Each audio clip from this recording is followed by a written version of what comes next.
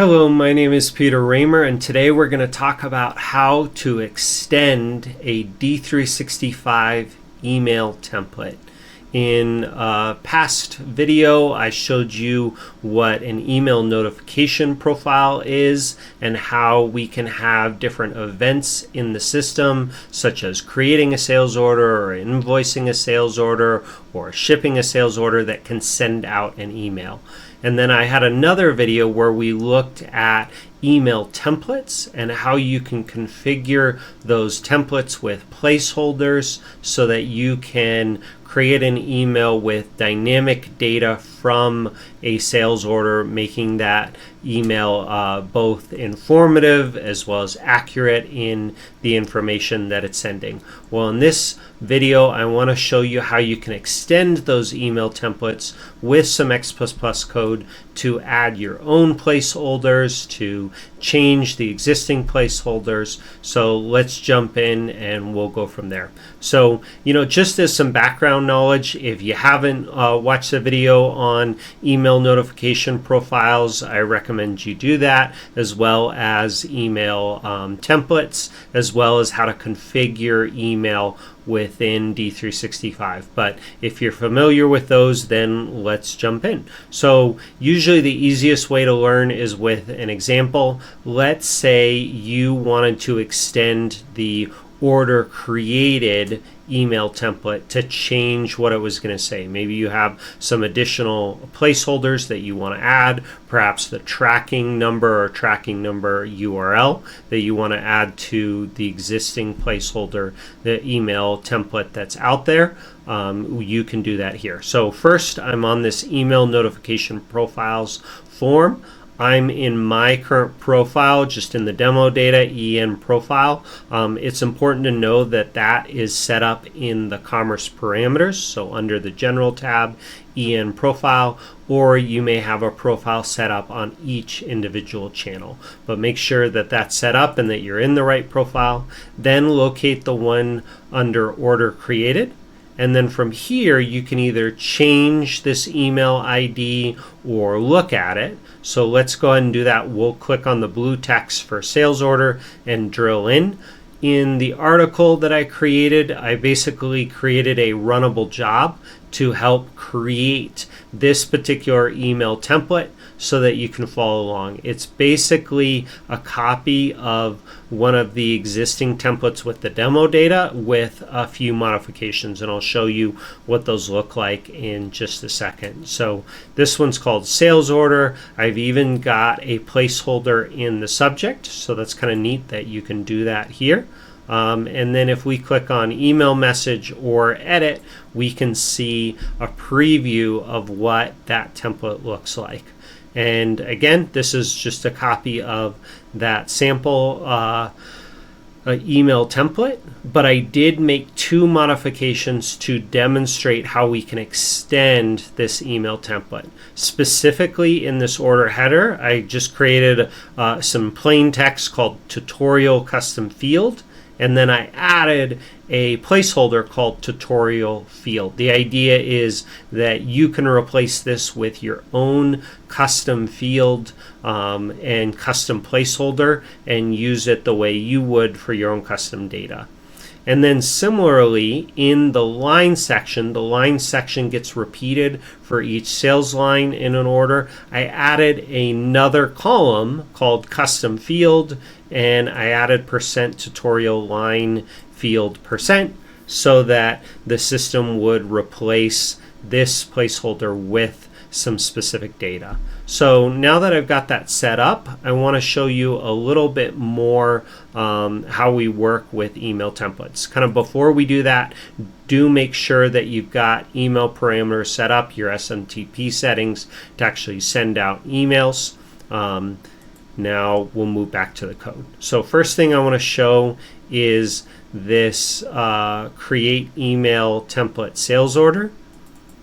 In here, this is where I've got some code. Again, you would only run this one time. You can do this through the front end, but if you want to follow along with this video, you can run this code. This is basically going to create that email template for you, and it's going to place all of this HTML text into that template that we're seeing there. And the reason why I want to show you this code right here is so that you can more clearly see the changes that I made. So if I search for the word tutorial inside of this text, you can see the HTML changes that I made. And again, you don't have to be super familiar with HTML to know how to do this, but I essentially just added another div tag, and in that HTML code, I've got this %tutorial field %.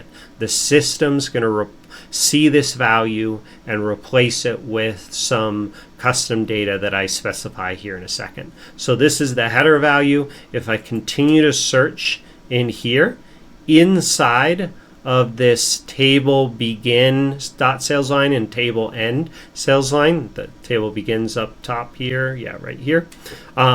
This is defining our sales line HTML that's going to get repeated for each sales line. This is where I added another column called custom field. That's that TD right here. And then I added the value inside that table called %tutorial line field %. All right, so that's really where I'd start with, is designing your email template, deciding where you might want some dynamic field and what those placeholders would be called. Once you have that, now we can move on to the next step. And so the next step is to create a chain of command class that extends the retail OEN info class. OEN really stands for order event notification. So this class is going to contain most of the fields for all the placeholders we need for a sales order. Then by extending this class, we can add our own placeholders here. So use chain of command. You can look up my video on how to do chain of command, but essentially adding this attribute up top, you can give it your own name. It just needs to end with underscore extension. And then from here, we need a few different pieces to make this all work. First and foremost, we need some macros that define what text it's going to look for in the email placeholder to replace. So here you can see tutorial field. It's going to look for %tutorial field % in the email and replace that.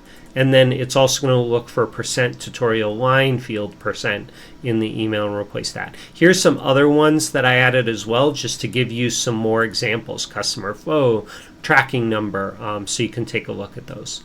The next thing that we need to do is we need to add or really extend this method here, init parameter map. It's going to call next init parameter map, and if you're familiar with chain of command, you'll know what this is, but essentially it's calling the base code to add all of the placeholders for all the fields that are defined in the retail OEN info class. But then on top of all those placeholders, we can add additional placeholders. We just use this class variable called parameter map that's already defined in the parent class.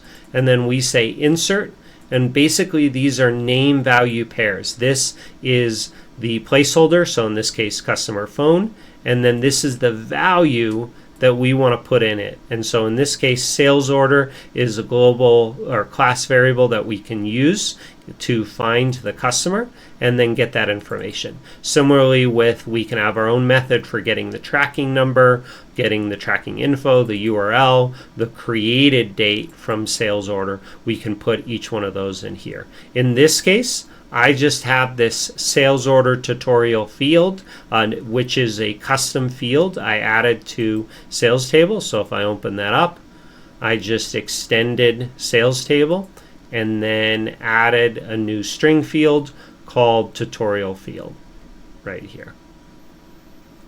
Okay, so then back on our class, then this init parameter map is where we put all of our placeholders that relate to the sales order itself, kind of the header.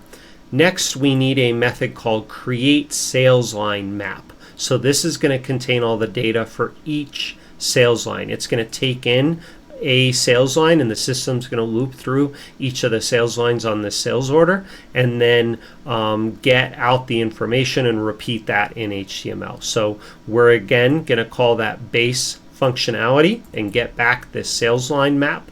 Then in the sales line map, we're going to call insert and pass in name value pairs. So here's the delivery name.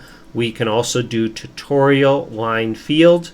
And again, I have my custom field that I added to the sales line table by just extending the sales line table. You can replace it with whatever field or custom fields you have on the sales line that you want to show there. So you can see right there.